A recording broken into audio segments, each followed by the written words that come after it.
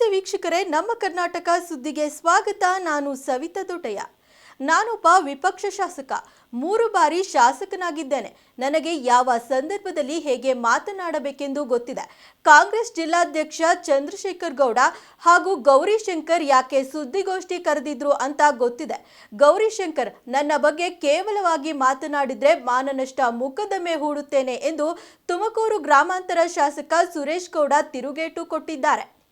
ನಾನು ಡೆಲ್ಲಿಗೆ ಹೊರಟೋಗಿದ್ದೆ. ನಮ್ಮ ಸ್ನೇಹಿತರಾದಂಥ ಗೌರಿಶಂಕರ್ ಅವರು ತುಮಕೂರಿನಲ್ಲಿ ಸುದ್ದಿಗೋಷ್ಠಿ ನಡೆಸಿ ಗೌರಿಶಂಕರ್ಗೆ ತಿರುಗೇಟು ನೀಡಿರುವ ಸುರೇಶ್ ಗೌಡ ಅವರು ನನ್ನ ವಿರುದ್ಧ ಸುದ್ದಿಗೋಷ್ಠಿ ನಡೆಸಿ ವಾಗ್ದಾಳಿ ಮಾಡಲು ಕಾಂಗ್ರೆಸ್ ಜಿಲ್ಲಾಧ್ಯಕ್ಷ ಚಂದ್ರಶೇಖರ್ ಗೌಡ ಗೌರಿಶಂಕರ್ ಅವರಿಗೆ ಡಾಕ್ಟರ್ ಜಿ ಪರಮೇಶ್ವರ್ ಅವರೇ ಹೇಳಿದ್ದಾರೆ. ಸಹಕಾರ ಸಚಿವ ಕೆಎನ್ ರಾಜಣ್ಣ ವಿರುದ್ಧ ಯಾಕೆ ಮಾತನಾಡುತ್ತಿಲ್ಲ ಅಂತ ಕೇಳುತ್ತಿದ್ದಾರೆ. ಇದರಲ್ಲೇ ತಿಳಿಯುತ್ತದೆ ಕಾಂಗ್ರೆಸ್ನಲ್ಲಿ ಎಲ್ಲವೂ ಸರಿಯಿಲ್ಲ ಅನಿಸುತ್ತದೆ. ಸಿಎಂ ಬಂದಾಗ ಕಪ್ಪು ಪಟ್ಟಿ ಪ್ರದರ್ಶನ ಮಾಡ್ತೀವಿ ಅಂದಿದ್ದೆ. ಪರಮೇಶ್ವರ್ ಅವರು ನನ್ನನ್ನ ಕರೆದು ಅನುದಾನ ನೀಡ್ತೀವಿ ಅಂತ ಭರವಸೆ ನೀಡಿದ್ದರು. ನಮ್ಮ ಸ್ನೇಹಿತರಾದಂಥ ಗೌರಿಶಂಕರ್ ಅವರು ಮತ್ತು ಮುರಳೀಧರ್ ಆಲಪ್ನವರು, ಕಾಂಗ್ರೆಸ್ಸಿನ ಜಿಲ್ಲಾ ಅಧ್ಯಕ್ಷರಾದಂಥ ಚಂದ್ರಶೇಖರ್ ಗೌಡ್ರವರು, ಇನ್ನೂ ಇತರೆಯವರು ಒಂದಷ್ಟು ಜನ ಪತ್ರಿಕಾಗೋಷ್ಠಿಯನ್ನು ಕರೆದಿದ್ದಾರೆ. ಆ ಪತ್ರಿಕಾಗೋಷ್ಠಿಗೆ ಕ್ಲಾರಿಫಿಕೇಷನ್ ಕೊಡೋಕ್ಕೆ ಉದ್ದೇಶಪೂರ್ವಕವಾಗಿ ಇವತ್ತು ಈ ಪತ್ರಿಕಾಗೋಷ್ಠಿಯನ್ನು ನಾನು ಕರೆದಿದ್ದೇನೆ. ಅದರಲ್ಲಿ 2-3 ವಿಷಯಗಳನ್ನು ಅವ್ರು ಹೇಳಿದ್ದಾರೆ. ಯಾಕೆ ಸುರೇಶ್ ಗೌಡರು ಕೆಎನ್ ರಾಜಣ್ಣವ್ರ ಮೇಲೆ ದಾಳಿ ನಡೆಸ್ತಿಲ್ಲ ಅಂತ ಹೇಳಿ. ನನಗೆ ಒಂದು ವಿಶೇಷವಾಗಿ ಅನಿಸೋದು ಏನಪ್ಪ ಅಂದರೆ, ಕಾಂಗ್ರೆಸ್ಸಲ್ಲಿ ಎಲ್ಲವೂ ಸರಿ ಇಲ್ಲ ಅಂತ ಹೇಳಿ ಕಾಣಿಸ್ತಾ ಇದೆ. ರಾಜಣ್ಣವ್ರ ಮೇಲೆ ದಾಳಿ ಮಾಡೋದು ಸುರೇಶ್ ಗೌಡ್ರಿಗೆ ಗೊತ್ತಿದೆ. ಅದನ್ನೇನು ಗೌರಿಶಂಕರ್ ಅವ್ರ ಹತ್ರ ಹೇಳಿ ತಿಳ್ಕೊಳ್ಳೋವಂಥ ನೆಸೆಸಿಟಿ ಇಲ್ಲ. ಅಂದರೆ ಕಾಂಗ್ರೆಸ್ನಲ್ಲಿ ನೋಡಿದ್ರೆ ಆಲಪ್ನವ್ರು ಅದರಲ್ಲಿದ್ದಾರೆ, ಜಿಲ್ಲಾ ಅಧ್ಯಕ್ಷರಿದ್ದಾರೆ, ಗೌರಿಶಂಕರ್ ಅವರು ಇದ್ದಾರೆ. ನನಗೆ ಯಾವಾಗ ಯಾವ ಸಂದರ್ಭದಲ್ಲಿ ಯಾರ ಮೇಲೆ ದಾಳಿ ಮಾಡಬೇಕು ಅನ್ನೋದು ನನಗೆ ಗೊತ್ತಿದೆ.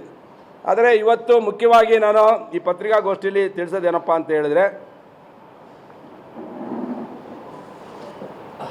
ನಾನು ಒಬ್ಬ ಶಾಸಕ, ವಿರೋಧ ಪಕ್ಷದ ಶಾಸಕ. 3 ಬಾರಿ ಶಾಸಕನಾಗಿದ್ದೇನೆ, 2 ಬಾರಿ ಜಿಲ್ಲಾ ಅಧ್ಯಕ್ಷ ಆಗಿದ್ದೇನೆ, 2 ಬಾರಿ ಕಾರ್ಯದರ್ಶಿ, ರಾಜ್ಯ ಕಾರ್ಯದರ್ಶಿ ಆಗಿದ್ದೇನೆ.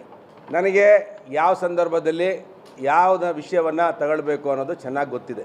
ನಾನೇನು ಈ ಪತ್ರಿಕಾಗೋಷ್ಠಿಯನ್ನು ಯಾಕೆ ಕರೆದಿದ್ರು ಗೌರಿಶಂಕರ್ ಅವರು, ಆಲಪ್ನವರು ಮತ್ತು ಚಂದ್ರಶೇಖರ್ ಗೌಡರು ಅಂತೇಳಿ ಯಾರು ಕರೆಸಿದ್ರು ಅಂತ ಅದು ಗೊತ್ತಿದೆ. ನಾನೇನು ಒಬ್ಬ ಅಮಾಯಕ ಅಲ್ಲ, ಒಬ್ಬ ದಡ್ಡ ಅಲ್ಲ. ಈ ಪತ್ರಿಕಾಗೋಷ್ಠಿಯಿಂದ ಯಾರಿದ್ದಾರೆ ಅನ್ನೋದು ನನಗೆ ಚೆನ್ನಾಗಿ ಗೊತ್ತಿದೆ. ಆದರೆ ಇದುವರೆಗೂ ಅನುದಾನ ನೀಡಿಲ್ಲ. ಮೊನ್ನೆ ಗಣರಾಜ್ಯೋತ್ಸವ ದಿನ ಹೇಮಾವತಿ ಲಿಂಕ್ ಕೆನಾಲ್ ಬಗ್ಗೆ ಮಾತನಾಡಿದ್ರು. ರಾಜಣ್ಣ ಪರಮೇಶ್ವರ್ಗೆ ಕೇಳುವುದಿಷ್ಟೇ, ಹೇಮಾವತಿ ಲಿಂಕ್ ಕೆನಾಲ್ ಬಗ್ಗೆ ಡಿಕೆ ಶಿವಕುಮಾರ್ ಅವರ ಬಳಿ ಮಾತನಾಡಿ ನಿಲ್ಲಿಸಿ. ಹೇಮಾವತಿ ಲಿಂಕ್ ಕೆನಾಲ್ ಕುಣಿಗಲ್ ಮಾಗಡಿಗೆ ಹೋದರೆ ನಮ್ಮ ಜಿಲ್ಲೆಯ 6 ತಾಲೂಕುಗಳಿಗೆ ಅನ್ಯಾಯವಾಗಲಿದೆ. ನೋಡ್ರಿ, CM ಅವರು ಬಂದಾಗ ಹೇಳಿದ್ರು ಅವರು ಬ್ಲಾಕ್ ಫ್ಲಾಟ್. ನಾನು ಇವ್ರು ಹೇಳ್ತಾರಲ್ಲ ರಾಜಣ್ಣನ ವಿರೋಧ ಮಾತಾಡ್ತಿರೋ, ಯಾಕೆ ಮಾತಾಡಲ್ಲ ಅಂತ. ನಾನೇನು ಯಾರ ಹತ್ರ ಹೇಳಿ ಕೇಳಿ ಮಾಡ್ಕೊಳ್ಳೋದು, ನಾನೇನು ದಡ್ಡನ ಅಮಾಯಕನ? ನಾನೇನು ದಡ್ಡನೂ ಅಲ್ಲ, ಅಮಾಯಕನೂ ಅಲ್ಲ. ನಾನೊಬ್ಬ ರಾಜಕಾರಣಿ. 3 ಬಾರಿ ಶಾಸಕ ಆಗಿರೋನು, 2 ಬಾರಿ ಜಿಲ್ಲಾಧ್ಯಕ್ಷ ಆಗಿರೋನು, 2 ಬಾರಿ ಸ್ಟೇಟ್ BJP ಸೆಕ್ರೆಟರಿ ಆಗಿರೋನು. ಪ್ರಜಾಪ್ರಭುತ್ವದಲ್ಲಿ ಒಂದು ಸಲ ನಾವು ಆಪೋಸಿಷನಲ್ಲಿ ಇರ್ತೀವಿ, ಇನ್ನೊಂದು ಸಲ ರೂಲಿಂಗಲ್ಲಿ ಇರ್ತೀವಿ. ಅದು ಪ್ರಜಾಪ್ರಭುತ್ವದ ವೈಭವ ಅದು.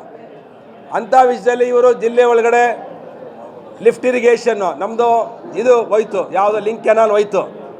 ಲಿಂಕ್ ಕೆನಾಲ್ ಕೊಟ್ಟು ತುಮಕೂರು ಜಿಲ್ಲೆಗೆ ರೈತರ ಬಾಯಿಗೆ ಮಣ್ಣು ಹಾಕಿದ್ದಾಯಿತು.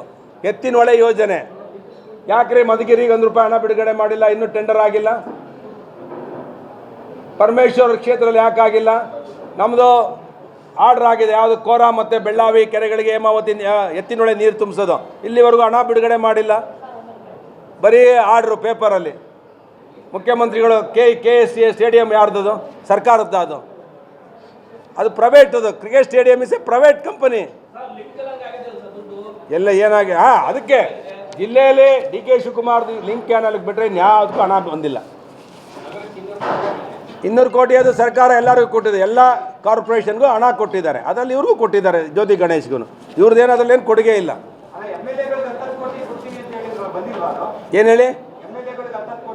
ಎಲ್ಲ 224 ಕ್ಷೇತ್ರಕ್ಕೂ ಕೊಟ್ಟಿದ್ದಾರೆ ರೀ. ವಿಶೇಷ ಅನುದಾನ ಏನು ಕೊಟ್ಟಿಲ್ವಲ್ಲ. ಅದು 224 ಕ್ಷೇತ್ರ MLAಗಳಲ್ಲಿ ಗ್ರಾಮೀಣ ಪ್ರದೇಶದಲ್ಲಿರುವಂಥವ್ರು ಕೊಟ್ಟಿದ್ದಾರೆ ಅವರು. ಅದೇನು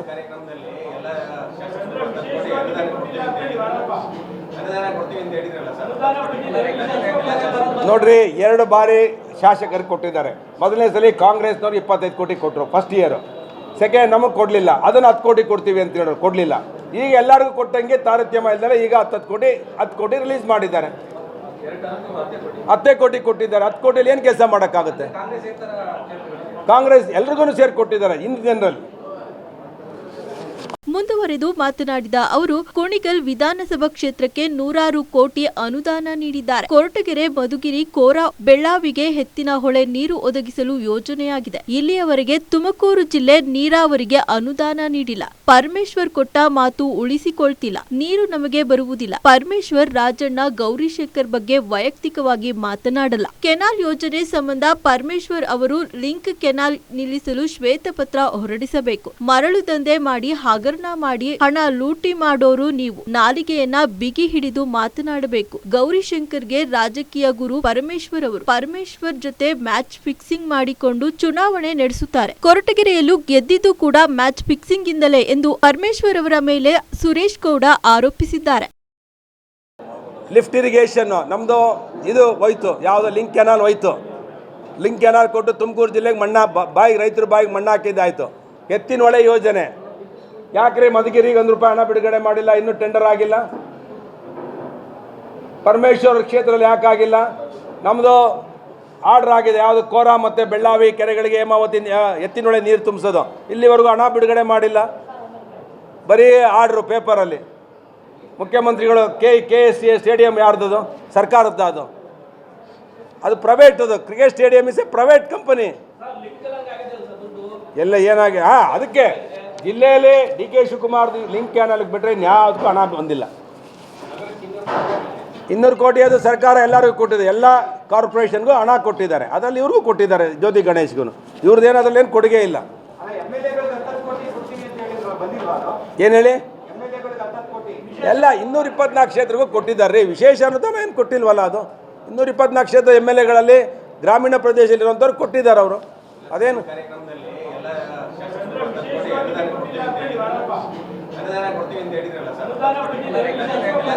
ನೋಡ್ರಿ, 2 ಬಾರಿ ಶಾಸಕರಿಗೆ ಕೊಟ್ಟಿದ್ದಾರೆ. ಮೊದಲನೇ ಸಲ ಕಾಂಗ್ರೆಸ್ನವ್ರು 25 ಕೋಟಿ ಕೊಟ್ಟರು ಫಸ್ಟ್ ಇಯರ್. ಸೆಕೆಂಡ್ ನಮಗೆ ಕೊಡಲಿಲ್ಲ, ಅದನ್ನು 10 ಕೋಟಿ ಕೊಡ್ತೀವಿ ಅಂತ ಹೇಳಿದ್ರು, ಕೊಡಲಿಲ್ಲ. ಈಗ ಎಲ್ಲರಿಗೂ ಕೊಟ್ಟಂಗೆ ತಾರತಮ್ಯ ಇಲ್ಲದೆ ಈಗ 10 ಕೋಟಿ ರಿಲೀಸ್ ಮಾಡಿದ್ದಾರೆ. 10 ಕೋಟಿ ಕೊಟ್ಟಿದ್ದಾರೆ. 10 ಕೋಟಿಯಲ್ಲಿ ಏನು ಕೆಲಸ ಮಾಡೋಕ್ಕಾಗುತ್ತೆ? ಕಾಂಗ್ರೆಸ್ ಎಲ್ರಿಗೂ ಸೇರಿ ಕೊಟ್ಟಿದ್ದಾರೆ ಇನ್ ಜನರಲ್.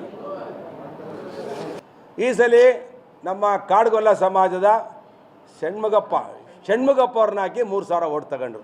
ಅಂದರೆ ಯಾಕೆ ಅವರು ಪರಮೇಶ್ವರ್ ಅವ್ರ ಜೊತೆ ಸೇರ್ಕೊಳ್ತಾರೆ ಅಂದರೆ ಮ್ಯಾಚ್ ಫಿಕ್ಸಿಂಗು. ಕೊರಟಗೆರೆಯಲ್ಲಿ ಅಲ್ಲಿ ಚೆನ್ನಿಗಪ್ಪನವ್ರ ಹತ್ರ ಮ್ಯಾಚ್ ಫಿಕ್ಸ್ ಮಾಡ್ಕೊಂಡು JDS ಅಲ್ಲಿ ಇವರೆಲ್ಲ ಕಾಂಗ್ರೆಸ್ಗೆ ಕಳಿಸೋದು. ಇಲ್ಲಿ ಬಂದು ಮ್ಯಾಚ್ ಫಿಕ್ಸ್ ಮಾಡ್ಕೊಂಡು ಇಲ್ಲಿ ಎಲೆಕ್ಷನ್ ಮಾಡೋದು. ಇದರಲ್ಲಿ ಜಗದ್ಗುರುಗಳು, ಗೌರಿಶಂಕರ್ ಜಗದ್ಗುರುಗಳು ಯಾರಪ್ಪ ಅಂದರೆ ಪರಮೇಶ್ ಸಾಹೇಬರು. ಅದರಿಂದ ಅವರು ಹೇಳಿದ್ದನ್ನೆಲ್ಲ ಮಾಡ್ತಾರೆ ಕೆಲವು ವಿಷಯದಲ್ಲಿ.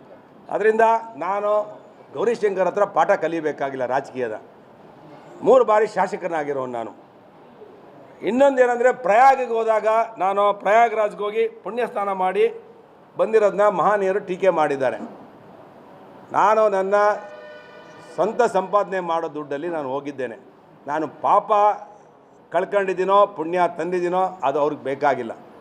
ಅವ್ರದ್ದೇ AICC ಅಧ್ಯಕ್ಷರು ಮಲ್ಲಿಕಾರ್ಜುನ್ ಖರ್ಗೆ ಅವರು ಅದ್ರ ಬಗ್ಗೆ ಟೀಕೆ ಮಾಡಿದ್ರು. ಅದ್ರ ಮೇಲೆ ಹಿಂದೂಗಳ ಮೇಲೆ ದಾಳಿ ಮಾಡಿದ್ರು.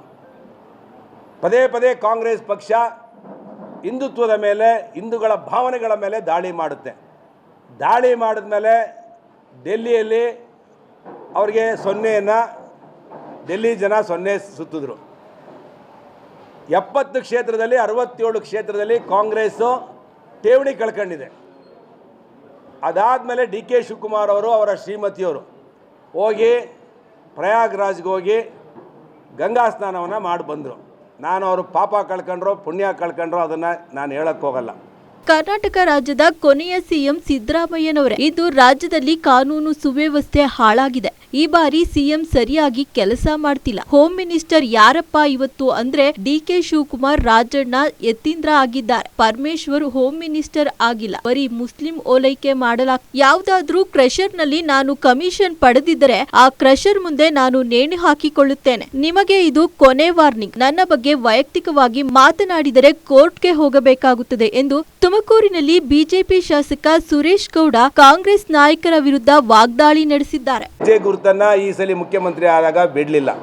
ಬರೀ ಕಾನೂನು ಸುವ್ಯವಸ್ಥೆಗಳನ್ನು ಹದಗೆಡಿಸಿದ್ದಾರೆ.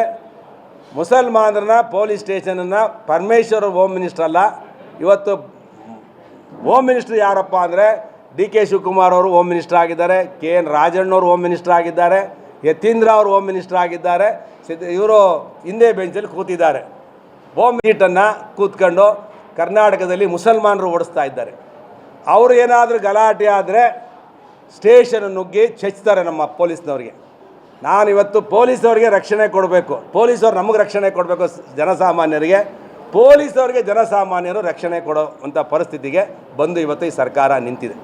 ಆದ್ದರಿಂದ ನಾನು ಈ ಸಂದರ್ಭದಲ್ಲಿ ಹೇಳೋದಿಷ್ಟೇ, ಜಿಲ್ಲೆಯಲ್ಲಿ ಯಾವುದೇ ₹1 ಕೆಲಸ ಆಗಿಲ್ಲ. ಕುಣಗಲ್ ಶಾಸಕರಿಗೆ ಮಾತ್ರ ಇಲ್ಲಿ ಅನುದಾನ ಸಿಕ್ಕಿದೆಯೇ ಹೊರತು ತುಮಕೂರು ಜಿಲ್ಲೆಯಲ್ಲಿರುವಂಥ ಹಿರಿಯರಿಗೆ ಜಯಚಂದ್ರಯಿಂದ ಹಿಡಿದು ಷಡಾಕ್ಷರಿಯಿಂದ ಹಿಡಿದು ಪರಮೇಶ್ವರಿಂದ ಹಿಡಿದು ರಾಜಣ್ಣವರಿಂದ ಹಿಡಿದು ಇನ್ಕ್ಲೂಡಿಂಗ್ ವಾಸು ಅವರಿಂದ ಹಿಡಿದು ಯಾರಿಗೂ ₹1 ಅನುದಾನ ಬಂದಿಲ್ಲ. ಇದು ನಾನು ಹೇಳಿಲ್ಲ, ಖುದ್ದು ಜಯಚಂದ್ರ ಅವರು ಹೇಳಿದ್ದಾರೆ, ವಾಸಣ್ಣ ಅವರು ಹೇಳಿದ್ದಾರೆ, ಷಡಾಕ್ಷರಿಯವರು ಹೇಳಿದ್ದಾರೆ. ಈ ಸರ್ಕಾರ ಎಷ್ಟು ಬೇಗ ತೊಲಗುತ್ತೋ ಅನ್ನೋದರಲ್ಲಿ ಇದ್ದಾರೆ. ನಾನು ಈ ಸಂದರ್ಭದಲ್ಲಿ ನೀವೆಲ್ಲರೂ ಇಲ್ಲಿ ಮೂರನೇ ದಿನಕ್ಕೆ ಕಾಲಿಟ್ಟ ತಾಲೂಕು ಕಂದಾಯ ಅಧಿಕಾರಿಗಳ ಪ್ರತಿಭಟನೆ. ಚಿಕ್ಕನಾಯಕನಹಳ್ಳಿ ತಾಲೂಕಿನಲ್ಲಿ ಇಂದು ಸಹ ಕಂದಾಯ ಅಧಿಕಾರಿಗಳು ಪ್ರತಿಭಟನೆ ಮುಂದುವರೆದಿದೆ. ಅಧಿಕಾರಿಗಳು ನಮ್ಮ ಬೇಡಿಕೆಗಳನ್ನು ಈಡೇರಿಸುವವರೆಗೆ ನಮ್ಮ ಪ್ರತಿಭಟನೆ ಹೀಗೆ ಮುಂದುವರಿಸುತ್ತೇವೆ ಎಂದು ಮಾಧ್ಯಮಕ್ಕೆ ತಿಳಿಸಿದರು. ಮಾಧ್ಯಮದವರು ಕೇಳಿದ ಪ್ರಶ್ನೆಗೆ ಉತ್ತರಿಸಿದ ಅಧಿಕಾರಿಗಳು, ನಾವು ರೈತರಿಗೆ ತೊಂದರೆ ಕೊಡುತ್ತಿದ್ದೇವೆ, ಆದರೆ ಏನು ಮಾಡುವುದು? ನಮ್ಮ ಪರಿಸ್ಥಿತಿ ಸರ್ಕಾರವೂ ಸಹ ಅರ್ಥ ಮಾಡಿಕೊಳ್ಳಬೇಕು, ನಮ್ಮ ಬೇಡಿಕೆಯನ್ನ ಪೂರೈಸಿಕೊಡಬೇಕು ಎಂದು ಹೇಳಿದ ಅಧಿಕಾರಿಗಳು ರೈತರಿಗೆ ಕ್ಷಮೆ ಕೇಳಿದರು.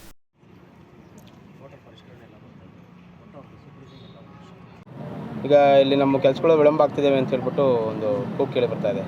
ಹಾಗಾಗಿ ನೀವೇನು ಹೇಳ್ತೀರಾ ಸರ್ ಈ ವಿಚಾರ? ಹೌದು ಸರ್, ಪಾಪ ರೈತರಿಗೆ ತೊಂದರೆ ಆಗಿದೆ. ನಾವು ಅದನ್ನು ದಿನ ಇದ್ದರೆ ಇಲ್ಲಿ ನೋಡ್ತಾ ಇದ್ದೀವಿ, ನಮ್ಮಲ್ಲೂ ಬಂದು ಪಾಪ ಕೇಳ್ತಾ ಇದ್ದಾರೆ.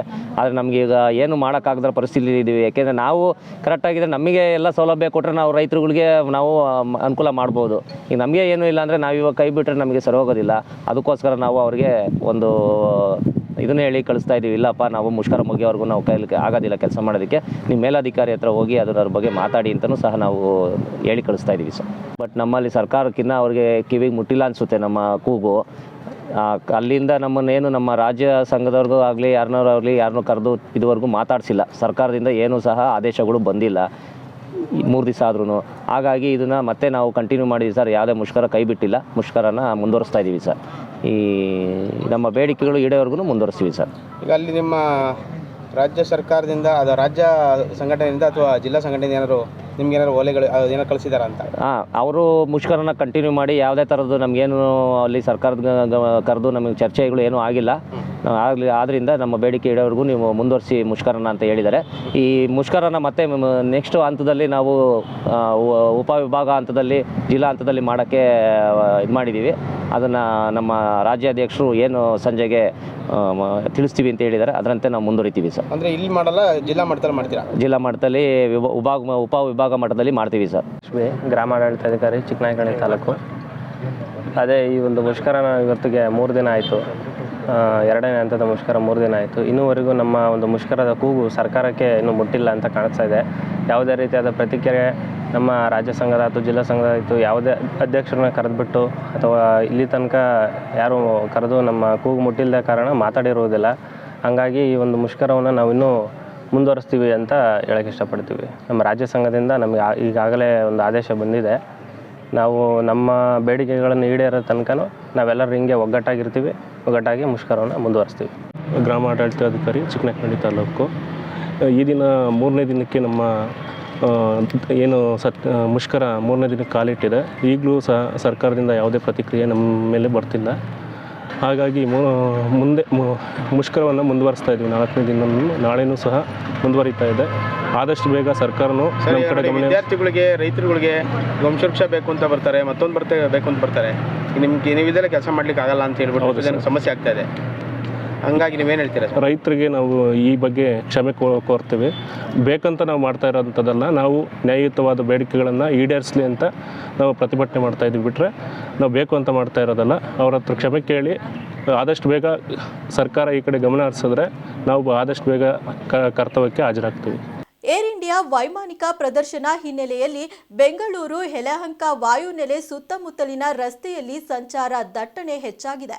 ಪರಿಣಾಮವಾಗಿ ಬೆಂಗಳೂರು ಅಂತಾರಾಷ್ಟ್ರೀಯ ವಿಮಾನ ನಿಲ್ದಾಣ ತಲುಪಲು ಪ್ರಯಾಣಿಕರು ಬದಲಿ ಮಾರ್ಗವನ್ನು ಬಳಸುವಂತೆ ವಿಮಾನ ನಿಲ್ದಾಣ ಪ್ರಾಧಿಕಾರ ಸೂಚನೆ ನೀಡಿದೆ.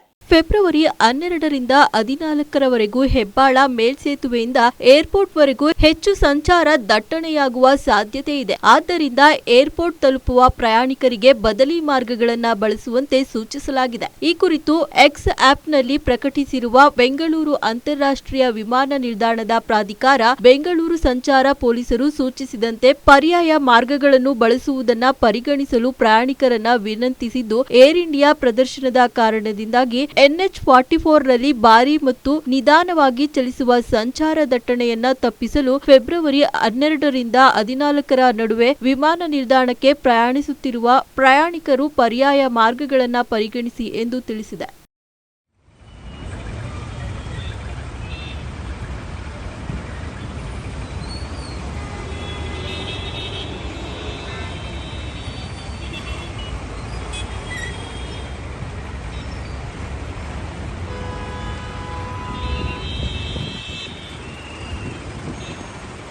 ನಮ್ಮ ಮೆಟ್ರೋ ಪ್ರಯಾಣ ದರದಲ್ಲಿ ಅಸಹಜ ಹೆಚ್ಚಳವಾಗಿರುವ ಕಡೆ ಕಡಿತ ಮಾಡುವಂತೆ ಬಿಎಂಆರ್ಸಿಎಲ್ ಎಂಡಿಗೆ ಸಿಎಂ ಸಿದ್ದರಾಮಯ್ಯ ಅವರು ಸೂಚನೆ ನೀಡಿದ್ದಾರೆ. ಬಿಎಂಆರ್ಸಿಎಲ್ ಜಾರಿಗೊಳಿಸಿರುವ ಬೆಂಗಳೂರು ಮೆಟ್ರೋ ದರ ಪರಿಷ್ಕರಣೆ ವೈಪರೀತ್ಯದಿಂದ ಕೂಡಿದೆ. ಕೆಲವು ಮಾರ್ಗಗಳಲ್ಲಿ ದುಪ್ಪಟ್ಟು ದರ ನಿಗದಿಪಡಿಸಲಾಗಿದೆ. ಈ ನಿಟ್ಟಿನಲ್ಲಿ ಕೂಡಲೇ ಅಸಹಜವಾಗಿ ದುಪ್ಪಟ್ಟು ದರ ನಿಗದಿಯಾಗಿರುವ ಕಡೆ ದರ ಕಡಿತ ಮಾಡುವಂತೆ ಬಿಎಂಆರ್ಸಿಎಲ್ ಎಂಡಿಗೆ ಸಿಎಂ ಸೂಚನೆ ನೀಡಿ ಪ್ರಯಾಣಿಕರ ಹಿತರಕ್ಷಣೆ ಕಾಪಾಡಬೇಕು ಎಂದು ತಿಳಿಸಿದ್ದಾರೆ. ಫೆಬ್ರವರಿ 9ರಂದು ಬಿಎಂಆರ್ಸಿಎಲ್ ನಮ್ಮ ಮೆಟ್ರೋ ಪ್ರಯಾಣ ದರ ಪರಿಷ್ಕರಿಸಿತ್ತು. ರಿಯಾಯಿತಿ ಮುನ್ನ ಟಿಕೆಟ್ ದರದಲ್ಲಿ ಸರಾಸರಿ ಶೇಕಡಾ 51.55ರಷ್ಟು ಹೆಚ್ಚಳ ಮಾಡಿದ್ದಾರೆ. ರಿಯಾಯಿತಿ ನಂತರ ಟಿಕೆಟ್ ದರದಲ್ಲಿ ಶೇಕಡಾ 45ರಿಂದ 46ರಷ್ಟು ಹೆಚ್ಚಳ ಮಾಡಲಾಗಿತ್ತು. ಆದರೆ ಹಲವು ಪ್ರಯಾಣಿಕರು ಅನೇಕ ಮಾರ್ಗಗಳ ಟಿಕೆಟ್ ದರದಲ್ಲಿ ಶೇಕಡಾ 100ರವರೆಗೂ ಹೆಚ್ಚಳವಾಗಿರುವುದಾಗಿ ದೂರಿದ್ದರು. ದರ ಏರಿಕೆಯಿಂದ ನಿತ್ಯ ಪ್ರಯಾಣಿಸುವವರು, ವಿದ್ಯಾರ್ಥಿಗಳು ಬೆಲೆ ತೆರಬೇಕಾಗುತ್ತದೆ ಎಂದು ಪ್ರಯಾಣಿಕರು ಆಕ್ರೋಶ ವ್ಯಕ್ತಪಡಿಸಿದರು. ಜೊತೆಗೆ ದಿನದ ಮೆಟ್ರೋ ರೈಲು ಪ್ರಯಾಣಿಕರ ಸಂಖ್ಯೆಯಲ್ಲಿ ಕುಸಿತ ಕಂಡಿದೆ. ಮೈಕ್ರೋ ಫೈನಾನ್ಸ್ ಕಂಪನಿಗಳು ಅಥವಾ ಇತರೆ ಖಾಸಗಿ ಹಣಕಾಸು ಸಂಸ್ಥೆಗಳು ವ್ಯಕ್ತಿಗಳ ಸಾಲ ವಸೂಲಾತಿ ನೆಪದಲ್ಲಿ ಕಿರುಕುಳ ತಪ್ಪಿಸುವ ನಿಟ್ಟಿನಲ್ಲಿ ಕರ್ನಾಟಕ ಕಿರುಸಾಲ ಸಣ್ಣ ಸಾಲ ಆದ್ಯೋದೇಶ 2025 ಜಾರಿಗೆ ತಂದಿದೆ. ಮೈಕ್ರೋ ಫೈನಾನ್ಸ್ಗಳು ಗ್ರಾಹಕರಿಗೆ ಮಾನಸಿಕ ಹಿಂಸೆ ಮತ್ತು ದೌರ್ಜನ್ಯದಂತಹ ಅಮಾನವೀಯ ಕಾನೂನು ಬಾಹಿರ ಕ್ರಮಗಳ ಮೇಲೆ ನಿಯಂತ್ರಣ ಹಾಗೂ ನಿರ್ಬಂಧ ಹೇರುವ ಉದ್ದೇಶದಿಂದ ನಾವು ರೂಪಿಸಿದ ಕರ್ನಾಟಕ ಕಿರುಸಾಲ ಮತ್ತು ಸಣ್ಣ ಸಾಲ ಅಧ್ಯಾದೇಶ 2025 ಈ ಕ್ಷಣದಿಂದ ಕಾನೂನಾಗಿ ಜಾರಿಗೆ ಬಂದಿದೆ. ಮೈಕ್ರೋ ಫೈನಾನ್ಸ್ನಲ್ಲಿ ಸಾಲ ಪಡೆದು ಕಿರುಕುಳಕ್ಕೆ ಒಳಗಾದವರು ಪೊಲೀಸರ ಬಳಿ ದೂರು ದಾಖಲಿಸಬಹುದು. ಅಂತವರಿಗೆ ಹೊಸ ಕಾನೂನಿನಡಿ ಹೆಚ್ಚಿನ ರಕ್ಷಣೆ ದೊರೆಯಲಿದೆ. ನಮ್ಮ ಈ ಪ್ರಯತ್ನದಿಂದ ರಾಜ್ಯದಲ್ಲಿ ಮೈಕ್ರೋ ಫೈನಾನ್ಸ್ ಹಾಗೂ ಲೇವಾದೇವಿದಾರರ ಕಿರುಕುಳ ದೌರ್ಜನ್ಯಗಳು ಕೊನೆಯಾಗಲಿದೆ ಎಂಬ ಭರವಸೆ ನನಗಿದೆ ಎಂದು ಸಿಎಂ ಸಿದ್ದರಾಮಯ್ಯ ತಮ್ಮ ಎಕ್ಸ್ ಖಾತೆಯಲ್ಲಿ ಹಂಚಿಕೊಂಡಿದ್ದಾರೆ. ಜಾನಪದ ಗಾಯಕಿ ಪದ್ಮಶ್ರೀ ಪ್ರಶಸ್ತಿ ಪುರಸ್ಕೃತೆ ಹಾಡು ಹಕ್ಕಿ ಸುಕ್ರಿ ಬೊಮ್ಮಗೌಡ ಅವರು ವಯೋಸಹಜ ಕಾಯಿಲೆಗಳಿಂದ ಕಾರವಾರದಲ್ಲಿ ಇಂದು ನಸುಕಿನ ಜಾವ ಸ್ವಗೃಹದಲ್ಲಿ ನಿಧನರಾಗಿದ್ದಾರೆ. ಉತ್ತರ ಕನ್ನಡ ಜಿಲ್ಲೆಯ ಅಂಕೋಲಾ ತಾಲೂಕಿನ ಬಡಗೇರಿಯ ಸುಕ್ರಜಿ ಕಳೆದ ಹಲವು ವರ್ಷಗಳಿಂದ ಉಸಿರಾಟದ ಸಮಸ್ಯೆ ಸೇರಿದಂತೆ ಕೆಲ ವಯೋಸಹಜ ಕಾಯಿಲೆಯಿಂದ ಬಳಲುತ್ತಿದ್ದರು. ಹಲವು ಬಾರಿ ಆಸ್ಪತ್ರೆಗೆ ದಾಖಲಾಗಿ ಚಿಕಿತ್ಸೆ ಪಡೆದಿದ್ದರು. ಕಳೆದ 2 ದಿನದ ಹಿಂದೆ ಮಣಿಪಾಲದ ಆಸ್ಪತ್ರೆಗೆ ದಾಖಲಾಗಿ ಚಿಕಿತ್ಸೆ ಪಡೆದು ವಾಪಸ್ಸಾಗಿದ್ದರು. ಆದರೆ ಗುರುವಾರ ಇಂದು ನಸುಕಿನ ಜಾವ ಸುಮಾರು 3 ಗಂಟೆ 30 ನಿಮಿಷಕ್ಕೆ ಕೊನೆಯುಸಿರೆಳೆದಿದ್ದಾರೆ. ನಾಡೋಜ ರಾಜ್ಯೋತ್ಸವ ಜಾನಪದ ಶ್ರೀ ಪ್ರಶಸ್ತಿ ಪಡೆದಿದ್ದ ಸುಕ್ರಜಿ 2017ರಲ್ಲಿ ಪದ್ಮಶ್ರೀ ಪ್ರಶಸ್ತಿ ಪಡೆದಿದ್ದರು. ಜನಪದ ಹಾಡುಗಳ ಮೂಲಕ ಸಮುದಾಯದ ಮಹಿಳೆಯರನ್ನ ಪರಿಚಯಿಸುವ ಕಾರ್ಯ ನಿರ್ವಹಿಸುತ್ತಿದ್ದ ಸುಕ್ರಜಿ ಉತ್ತರ ಕನ್ನಡ ಜಿಲ್ಲೆಗೆ ಮಲ್ಟಿ ಸ್ಪೆಷಾಲಿಟಿ ಆಸ್ಪತ್ರೆ, ತಮ್ಮೂರನ್ನ ಸಾರಾಯಿ ಮುಕ್ತ ಗ್ರಾಮವನ್ನಾಗಿಸಲು ಹೋರಾಟಗಳ ಮೂಲಕ ಮುಂಚೂಣಿಯಲ್ಲಿರುತ್ತಿದ್ದರು. ಸುಕ್ರಜಿಯ ಅಗಲಿಕೆಯಿಂದ ಜಿಲ್ಲೆಯ ಜಾನಪದ ಲೋಕದ ಮೇರುಕೊಂಡಿ ಕಳಚಿದಂತಾಗಿದೆ. ಸುಕ್ರಿ ಬೊಮ್ಮಗೌಡ ನಿಧನಕ್ಕೆ ಜಿಲ್ಲೆಯ ಅನೇಕ ಗಣ್ಯರು, ಸಾಹಿತಿಗಳು, ಜಾನಪದ ಕಲಾವಿದರು, ಜನಸಾಮಾನ್ಯರು ಕಂಬನಿ ಮಿಡಿದಿದ್ದಾರೆ. ಭಾರತೀಯ ಮೂಲದ ನಾಸಾ ಗಗನಯಾತ್ರಿ ಸುನಿತಾ ವಿಲಿಯಮ್ಸ್ ಮಾರ್ಚ್ನಲ್ಲಿ ಭೂಮಿಗೆ ಮರಳಲಿದ್ದಾರೆ. ಒಂದು ವಾರಕ್ಕೆಂದು ತೆರಳಿ ತಾಂತ್ರಿಕ ಸಮಸ್ಯೆಗಳಿಂದಾಗಿ 8 ತಿಂಗಳ ಕಾಲ ಅಂತಾರಾಷ್ಟ್ರೀಯ ಬಾಹ್ಯಾಕಾಶ ನಿಲ್ದಾಣದಲ್ಲಿ ಸಿಲುಕಿಕೊಂಡಿದ್ದ ನಂತರ ಇದೀಗ ಮಾರ್ಚ್ ಮಧ್ಯಭಾಗದಲ್ಲಿ ಅವರು ಆಗಮಿಸುತ್ತಾರೆ ಎಂದು ನಾಸಾ ಹೇಳಿದೆ. ಸುನಿತಾ ಜೊತೆಯಲ್ಲಿದ್ದ ಬೂಚ್ ವಿಲೋರ್ ಕೂಡ ಭೂಮಿಗೆ ತೆರಳಲಿದ್ದಾರೆ. ಇಬ್ಬರನ್ನು ಕರೆತರಲು ಸ್ಪೇಸ್ ಎಕ್ಸ್ ನೌಕೆಯನ್ನ ಕಳಿಸಲಿದೆ ಎಂದು ತಿಳಿದು ಬಂದಿದೆ. ಎಷ್ಟಿತ್ತು ಈ ಹೊತ್ತಿನ ಸುದ್ದಿ ಮತ್ತು ಮನೋರಂಜನೆಗಾಗಿ ನೋಡ್ತಾ ಇರಿ ನಮ್ಮ ಕರ್ನಾಟಕ ಟಿವಿ. ಇದು ಕನ್ನಡಿಗರ ಭರವಸೆ.